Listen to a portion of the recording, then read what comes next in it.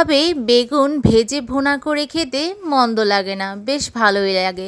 যাদের বেগুন পছন্দ না তারা এভাবে ট্রাই করতে পারেন, আশা করি তাদেরও খুব পছন্দ হবে। আমি প্রথমে বেগুনটা হালকা একটু মোটা মোটা করে কেটে তার সাথে কিছুটা লবণ, হলুদ, মরিচের গুঁড়া আর 1 চা চামচ বেকিং পাউডার দিয়ে সুন্দর করে মাখিয়ে নিয়েছি। মাখানোর পরে এই বেগুনগুলো সুন্দর করে ভেজে নিয়েছি। সুন্দর করে বেগুনটা হালকা বাদামি কালার করে ভেজে নিয়ে এক পাশ ভাজা হয়ে গেলে অপর পাশটিও সেম এভাবে ভেজে আমি একে একে সবগুলো বেগুন ভেজে নেব। আর এই বেগুন ভাজা দেখে আমার একজন প্রিয় মানুষের কথা খুবই মনে হচ্ছে। তার এরকম যদি বেগুন ভাজা দেওয়া যায় তখন তার আর কিছুই লাগে না। এটা খুবই তার পছন্দের তালিকার একটি খাবার বলা যায়। তার খুবই পছন্দ এই বেগুন ভাজাটি। আমি সবগুলো বেগুন এভাবে একে একে করে ভেজে নেব। আপনারাও একে একে করে এভাবে বেগুনগুলো ভেজে নিয়ে সুন্দর করে বাদামি বাদামি কালার করে ভাজতে থাকবেন। আর এই বেগুন ভাজাগুলো কার কার খেতে বেশি পছন্দ সেটা কিন্তু আমার কমেন্ট বক্সে কমেন্ট করে জানাতে পারেন। বেগুন ভাজা খেতে কিন্তু আসলে গরম ভাতের সাথে খুবই মজা লাগে। আমার বেগুন এক পাশ হয়ে গেলে অপর পাশটি উল্টে সুন্দর করে হালকা বাদামি কালার করে ভেজে নেব।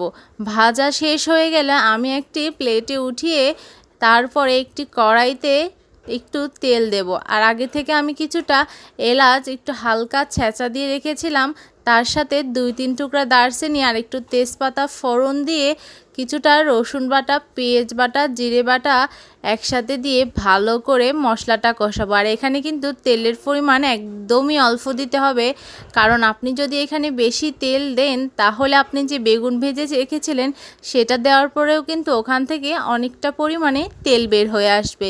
তাহলে বেশি তেল হলে বেশি একটা ভালো লাগবে না। এই জন্য আমি এখানে তেলের পরিমাণ একদমই কম দিয়েছি। মশলাটা দেওয়ার পরে হালকা লেগে যায়, এই জন্য আমি একটু পানি দিয়ে সুন্দরভাবে মশলাটা কষিয়ে নিয়েছি। আমার মনে হচ্ছিল মরিচের গুঁড়াটা একটু কম হয়ে গেছে, এই জন্য আমি আবারও একটি মরিচের গুঁড়া দিয়ে অল্প পরিমাণে সুন্দর করে কষিয়ে নিয়েছি। তারপরে অল্প একটু পানি দেবেন, পরিমাণে অল্প পানি দিতে হবে, কারণ বেগুনটা যেহেতু আগে থেকে ভাজা, আপনি যদি বেশি পরিমাণে পানি দেন তাহলে বেগুনের ঝোল থাকবে, মজা লাগবে না, আর বেগুনটাও একদমই সেদ্ধ হয়ে যাবে। তারপরে আমি 2-1 মিনিট ভালো করে জাল করে নিয়ে যখন পানিটা একদমই শুকিয়ে আসবে তখন 1 চা চামচ পরিমাণে ঘি দিয়ে দেব। এই ঘিটা দেওয়ার কারণে এটা খেতে ভীষণই মজা লাগবে। বেগুন ভুনাটি রেডি হয়ে গেছে। আর এই ভিডিওটা যদি ভালো লেগে থাকে আমার পেজটি সাপোর্ট করে পেজটির সাথেই থাকবেন। আল্লাহ হাফেজ।